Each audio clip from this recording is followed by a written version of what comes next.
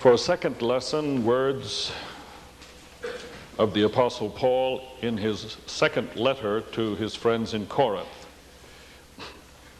Are we beginning all over again to produce our own credentials? Do we, like some people, need letters of introduction to you? No, you are all the letter we need, a letter written on our hearts, and anyone can see it for what it is and read it for himself. And as for you, it is plain that you are a letter that has come from Christ, given to us to deliver. A letter written not with ink, but with the Spirit of the living God, written not on stone tablets, but on the pages of the human heart. In the beginning was the Word, and the Word became telephone and television, cell phone and Palm Pilots, internet and email, binary numbers and satellite signals, and dwelt among us. It's called the communications revolution. Many judge it to be of the same or even greater magnitude than the Industrial Revolution. Words, words, words. Cell phone is multiplying faster than flu germs. Have you heard about Televent?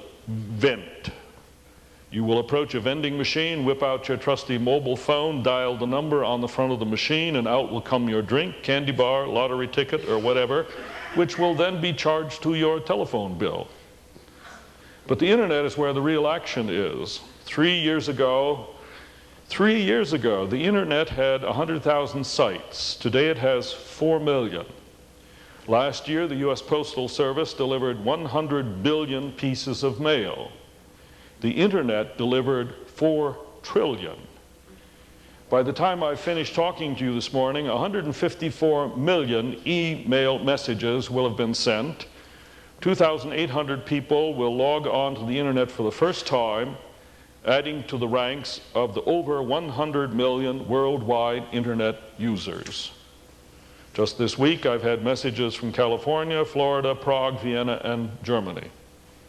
Scary to think that every bit of the air that you and I are breathing in and out right now is loaded with literally billions of words bouncing off satellites, cell senders, network antennae. When Sam Morrison in 1844 sent the first electronic communication from Washington to Baltimore over the first long-distance telegraph line, he chose as its content the weighty biblical question from Numbers chapter 22, what hath God wrought? I suggest the question for our time is, what hath man wrought? And in the present communicatory onslaught, the answer just may well be too much. One danger in this flood of words is that we will no longer pay attention to, hear the one word that is essential and central to life. This old faith of ours insists that there's one word above all the billions, and that is the one word come in the person of Jesus of Nazareth 2,000 years ago. This is the one word from God, made flesh, accommodating to our limited minds, embodied in a real human being, the one word that we need to encounter again and again and learn to trust and live. This word is not only overwhelmed by all the chatter of the day, by Fox News and Wall Street Journal and music of the season and blather of the campaigns cranking up. In our time, it is also distorted and diffused by all other sorts of words pretending to be also from God. A specific example is Neale Donald Walsch and his bestseller, Conversations with God, a book that's been on the New York Times bestseller list now for 4 years.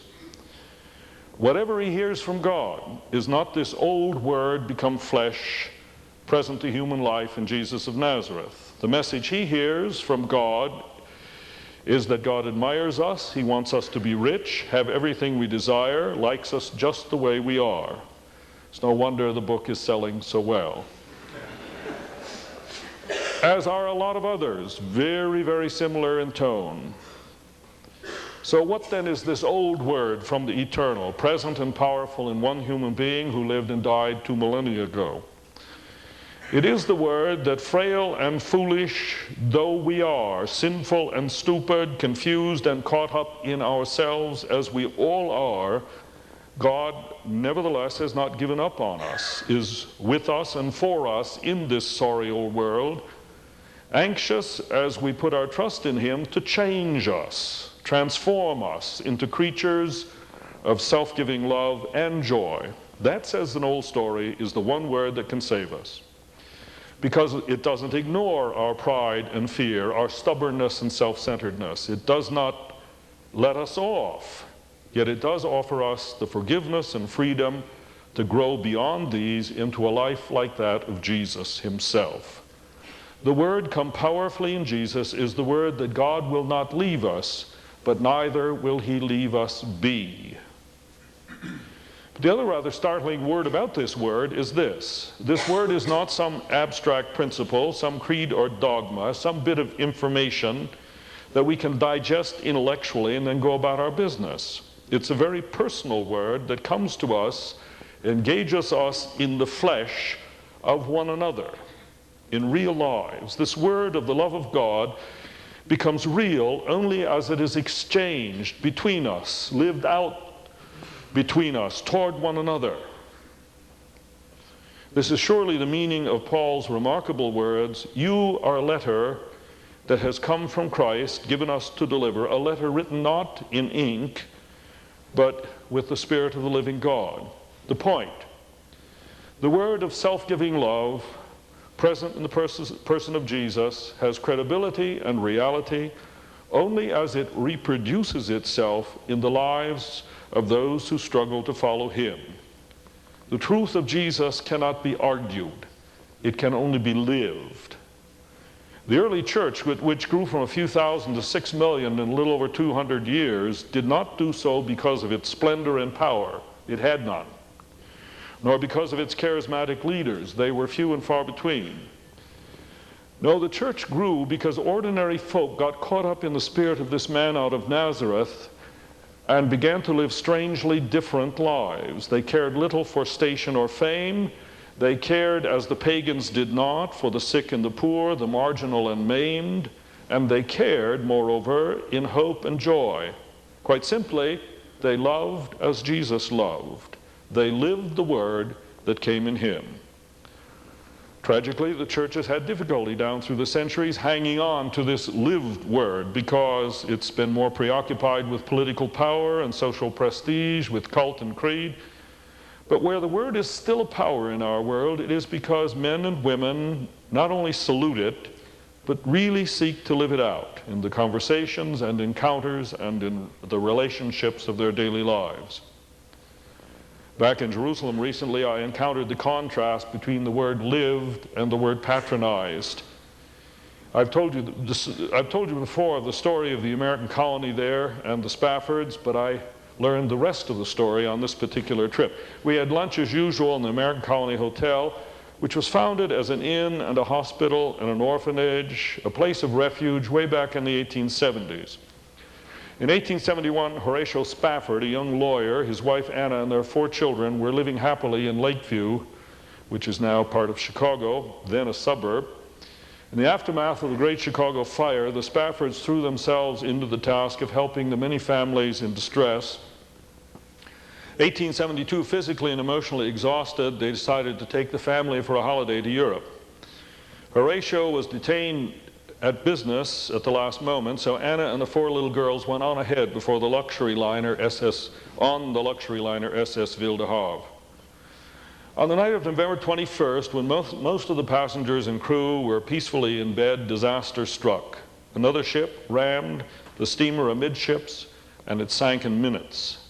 Anna was picked up unconscious on a floating spar. The 4 little girls were lost. When Anna landed eventually in Paris, she cabled her husband a simple cable, 2 words, "Saved alone." Horatio immediately booked passage for Europe in order to bring Anna home. Parenthetically, in the midst of his sorrow, Horatio, a man of strong religious faith, wrote on a piece of notepaper from the hotel in which he was staying words which have become a well-known hymn. "When peace like a river attendeth my way, when sorrows like sea billows roll, whatever my lot, thou hast taught me to say, it is well with my soul." I grew up singing that hymn. Back in Chicago, the young couple tried to rebuild their shattered lives. The birth of a son and then of another daughter brought some hope and joy back into their picture. But in 1880, the little boy died of scarlet fever at the age of 4. Then, to add to the Spaffords' misery, their church turned against them. Their congregation took the view that the tragedies that had befallen them were an act of God and a punishment for their sins. Horatio and his family was asked to leave that congregation in Chicago, a congregation he had helped to build and of which he was an elder. But the Spaffords did not turn bitter. They decided to leave Chicago and seek out better ways to serve their Lord, perhaps in Palestine. Several families joined them in establishing a ministry in what was then Arab Jerusalem, a ministry of hospitality to all comers, elderly, orphans, whatever ethnic group. A ministry, by the way, which is intact and active to this very day. Interestingly, they were to spend their lives, most of them, in the midst of a Muslim culture where proselytizing was and is forbidden. So their Christian witness could not be a witness of words, but it became a witness of love, a letter that they wrote with their very lives. Northside congregation in Chicago, whom I'm sure sat and listened to the word every Sunday. The Spaffords, exiled in Jesus' land, who lived that word every day. Two very different letters written on the pages of very different hearts. And I ask, what kind of letter am I writing of God's love in Jesus, not as I sit at my computer preparing my talk for you on Sunday, but as I walk and work among his people? What if my most important word is the word made flesh in me? What kind of word is that on most days? It's a sobering and challenging question. But let us note also that the word from God becomes a letter written in their hearts and lives because of a letter that is also written, a very personal letter. Indeed, Paul is in the very process of writing a letter as he speaks to them of their living letter. And the lived letter may gain added power and impact through the words that we write to one another, personal words, which in our clumsy and halting way try to say the same word come in Jesus, words of forgiveness and love and encouragement and challenge and support. It's strange, but I think, ironically, in this current culture, we're often more personal when we write than we are in offhand speech of the moment, so unreflective, so impulsive often, so unexpressive of any depth of thought or feeling. Certainly writing and reading are not the primary modes of relating in our day, are they? The answering machine, not 10 years ago a rare and universally disliked intrusion, is now the way we talk to one another often, is it not? Someone said he has a vision of a country in which all the conversation is answering machines talking to answering machines. A man said to me not long ago, as best I can remember, I responded to his message. Well, it wasn't exactly him, it was a message that he left on his answering machine, and I didn't exactly talk to him, but I did leave an answer on his answering machine. By that time I was so confused I gave up. Some of you have suggested to me that email invites a return to reading and writing. I doubt so in the sense that I'm talking of, at least not the email that I've seen so far. Hurried, incomplete sentences, poorly spelled, dashed off to get the job done quickly. I rather agree with Joseph Epstein down at Northwestern that we tend not to write for email the way we write when we commit something to paper. Email has a feeling of transiency about it. So what if it's not the result of great thought and struggle, is poorly written, lacking in substance and style, one hit of the delete button and it's gone into the emptiness of cyberspace. But stop and think. Words that we write for paper have a kind of abiding quality about them if they are written with thought and love within a relationship that is important. Writing offers at least the opportunity for us to be more personal and giving than we sometimes are able to be in the quick and casual conversation that characterizes our hurried days.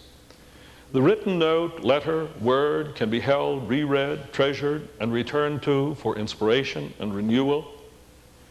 It's the letters that I receive from time to time from you all, from friends near and far, that really are there for me, not just in the moment, but as inspiration and support over time. There's an intimacy and inspiration we often achieve when writing that we cannot even bring to our speech.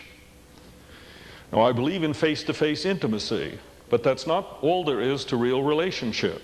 I also believe there are things we can say better, more reflective, of deeper feeling, less charged by the moment, when we write.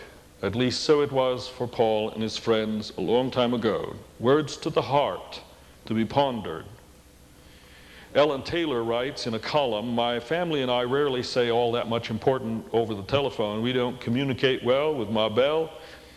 So what we've taken to is sending letters. Through the post office, I learn more about my family than through most of the discussions we've ever had. And of course, I learned something about myself.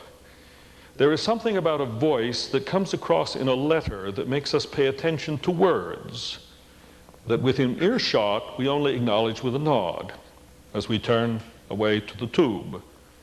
Often today I think we've lost the fine art of communication. One way to retrieve it may be with the written basics. Write, read, respond. Teaches us to listen. I've learned to listen to my family better as they've learned to listen to me through the notes that pass back and forth. Husband, wife, you know that the secret of a good marriage is communication. That's the cliche of the day, but it is difficult, isn't it, in these hurried days? And not only that, it scares you to death to really tell one another what's going on. Have you ever thought of writing some of your innermost thoughts and feelings to one another? You know, slip it onto the counter when she's not looking. John and Abigail Adams did it. Robert Browning and Elizabeth Barrett built a beautiful life out of letters as well as poems. You go to one of these marriage enrichment seminars, you know what they'll do? They'll sit you down and ask you to write letters to one another.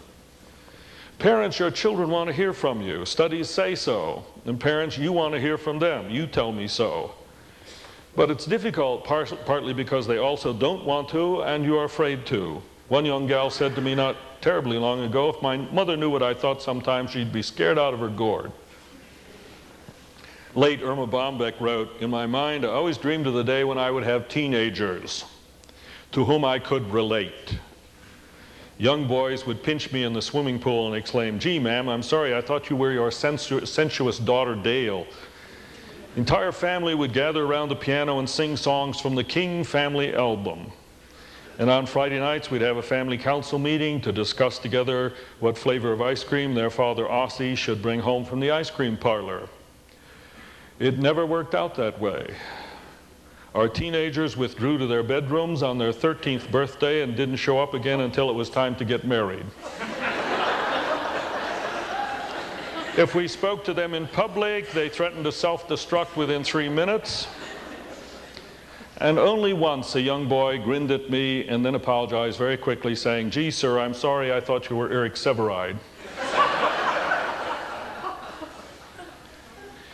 Occasionally for a youth retreat over the years, we have asked parents of those attending to send along a letter telling their young person how much they love them and how much they appreciate about them. And you know, reading that letter away at Lake Geneva is almost too much for some of those young people. And it's quite clear that some of them are hearing the words for the very first time, really hearing them. There's a grandfather up in Michigan who writes to his grandson this time of year. Grandson is here in the neighborhood. I've been privileged to share some of those letters, and I can tell you something, none of them have ever been thrown away. Isn't it striking that a big part of what we call the Word of God and bind in volumes with leather black covers consists of letters? The letters the early Christians received and collected and read over and over again because they breathed the spirit of the one who lived them, because they touched their lives. One professor used to say he became a Christian because he was reading an old book and he ran across a bunch of letters that led him to faith and love. So they last, they really do, not only for the moment, but as a legacy for all time. These old letters of Paul, and our own humble letters perhaps, put down in permanency. Ellen Taylor adds, "Our written parcels of correspondence have become not only active communication, but documents for later generations. For example, I have a bag of postcards from my great aunt Rosa, which I treasure. She wrote them as she traveled across the Atlantic and toured European ports. In Italy, she writes, "Believe it or not, the horses here wear hats." Later, she writes to her brother from Scotland, "The men here wear skirts. Should I pick one up for you?" My great-great-aunt Maggie carried a journal with her as she traveled. I now own it and I treasure it. It's filled with letters and memoirs and verses. One little bit of writing: "To Maggie, when you are married, you must obey, you must be true to all you say, you must be kind, you must be good, and make your husband split the wood. Yours truly, John R. Blanchard, Boston, February 4th, 1882. Then she goes on to say, "Written more than 100 years ago, this book connects me with those ancestors who helped form the faith and the character of my family. And I cannot help but think I'm preserving and continuing the family legacy of faith as I write now. Perhaps some grandchild or great-grandchild will treasure our letters as much as we treasure writing them and preserving them out of our past." Unquote. In any event, may we never forget that the inheritance of faith has come to us because of words, and it will be passed on only through words, written, spoken, lived. We have learned trust and hope and love because long ago these became flesh in Jesus, and then people named Paul and John and Peter and Jude took the time and the effort and the thought to translate that flesh into words for us in our time. Because it is through such human words and human lives, theirs and ours, that we do meet again and again the one Word of God, the Word whose coming we celebrate in this season, the Word which is finally our life, the one Word. Amen.